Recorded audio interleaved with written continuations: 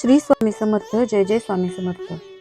चला तर मंडळी, आज आपण श्रवण करू श्री अधिक मास महात्म्य कथासार यातील अध्याय 27 उपरती आणि मोक्षप्राप्ती. श्री विष्णू म्हणाले, लक्ष्मी, पूर्वी सुशर्मा नावाचा एक राजा आणि त्याची सृष्टीमती नावाची राणी उभयता आपला राज्यकारभार आणि संसार आनंदाने मोठ्या धार्मिक निष्ठेने चालवित होते. अधिक मासातील व्रते नियम पाळून ते अपार दान धर्म करीत असत. एके दिवशी त्या राजाकडे अंगिरा नावाचे एक तपोनिष्ठ ऋषी आले. राजा राणीने त्यांचे यथोचित स्वागत केले, त्यांची पूजा अर्चा केली. त्यामुळे अंगिरा ऋषींना खूपच आनंद वाटला. ऋषी म्हणाले, राजा, तू मोठा भाग्यशाली आहेस. राणी सुष्टुमती पतिव्रता असून गुणसंपन्न आहे. तुम्ही अधिक मासातील व्रते नियम स्नान दान आदी अनेक पुण्यकर्मे केली आहेत. त्यामुळे तुम्हावर भगवान पुरुषोत्तम प्रसन्न आहेत. त्यांच्या कृपेने तुमचे इह परलोकी परम कल्याणच होईल.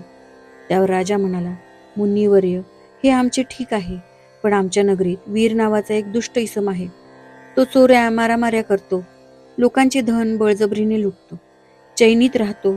तो दुराचारी आणि महापापी आहे. त्या उर्मट घमेंडखोर नीचाबद्दल अनेक तक्रारी माझ्याकडे आल्या. त्याला पकडण्यासाठी आम्ही राजदूत पाठवले, परंतु तो आपल्या पत्नीसह दूर अरण्यात कुठेतरी जाऊन लपून राहिला आहे. तेथे अरण्यातही त्याने हिंसाकर्मे चालूच ठेवली आहे. तो वाटमारी करतो, प्रवाशांची खून करतो. त्याला पकडण्यासाठी आम्ही खूप प्रयत्न केले, परंतु तो हाती लागत नाही. आता यावर काय उपाय करावा तेवढी कृपा करून मला सांगा, मार्गदर्शन करा. अंगिरा ऋषी म्हणाले, राजा, त्या दुराचारी वीराला पकडून तुरुंगात जन्मभर खितपत पडून देण्यापेक्षा त्याला आपल्या केलेल्या पापकर्माचा पश्चाताप होईल आणि मग उपरती होऊन त्याच्या हातून काही पुण्यकर्मे घडतील. नंतर तो मोक्षपदाला जाईल, अशी काहीतरी व्यवस्था कर.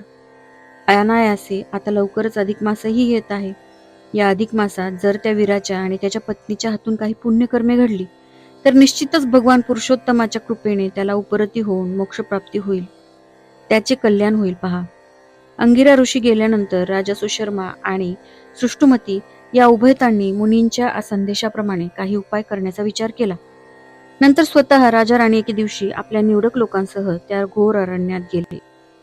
त्या अरण्यात एका तळ्याच्या काठावर एक छोटेसे सुंदर विष्णू मंदिर होते. त्या रम्य ठिकाणी राजा राणीने आपला तळ ठोकला. 2-4 दिवसांनंतर चमत्कार असा झाला की त्या अधिक मासातील स्नानव्रतासाठी राजा राणी अगदी भल्या पहाटे अंधारातच त्या तलावात स्नानासाठी गेले होते. स्नान आटोपून ती राणी सुष्टुमती एका वृक्षाआड कपडे बदलीत होती. तोच तिथे एक स्त्री आली. तिने राणीचे पाय धरले आणि काकुळतीने ती म्हणाली, हे पुण्यशील राणी, माझे पती भारीच दुराचारी आहेत. अनेक पापे त्यांच्या हातून घडली आहेत. राजाकडून शिक्षा होईल म्हणून माझे पती या अरण्यात लपून राहिले आहेत. माझा पत्नी धर्म म्हणून मीही पतीबरोबर तेथे लपून दिवस कंठीत आहे. नंतर ती पुन्हा म्हणाली, राणीसाहेब, आता तुम्ही या तळाकाठी विष्णू मंदिराजवळ तळ ठोकूनच राहिला आहात हे पाहून मला उपरती झाली. मी माझ्या पतीच्या अपराधाबद्दल क्षमा मागते. कृपा करून आम्हाला आता सन्मार्गही लावा. त्या स्त्रीची ती विनवणी ऐकून राणीला दया आली. तिने त्या स्त्रीला राजापुढे नेली. त्या स्त्रीने राजाला नमस्कार करून आपली हकीकत सांगितली. तेव्हा राजा म्हणाला, बाई, तुझा तो पती वीर आता कुठे आहे? त्याला माझ्यासमोर आण. जर त्याला केलेल्या पापकर्मांचा खरोखर पश्चाताप झाला असेल तर आम्ही त्याला क्षमा करून सन्मार्गाला लावू. राजाचे हे बोलणे ऐकताच एका वृक्षाआड लपलेला तो वीर झटकन पुढे आला. त्याने राजाचे पाय धरले आणि तो मोठ्यानं रडू लागला. रडत रडत तो म्हणाला, महाराजा, मला क्षमा करा. मी पापी आहे. मी केलेल्या दृष्टकृत्यांचा मला पश्चाताप होत आहे. मग राजा राणीने त्या उभयता वीर आणि त्याची पत्नी त्यांना आपल्या बिराडी नेले.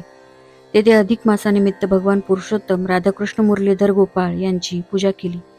त्या पूजेत त्या दोघांना समाविष्ट करून घेतले आणि अधिक मासातील व्रते नियम समजावून सांगत त्या पुण्यकर्माचे फळही सांगितले. त्यांना ती व्रते आचरण करायला लावली. त्या व्रताच्या पुण्याईने अधिक मासाच्या शेवटी गोलोकातून एक विमान आले. त्या विमानातून देवदूतांनी तो वीर आणि त्याची पत्नी यांना सन्मानाने गोलोकात नेले.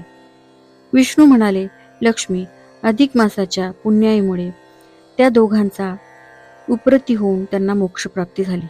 आता या कथेनंतर पुढील 28व्या अध्यायात एक थोर पतिव्रतेची कहाणी मी तुला सांगणार आहे. तर अशा प्रकारे श्री अधिक मास महात्म्य कथासार यातील 27वा अध्याय इथे समाप्त होतो.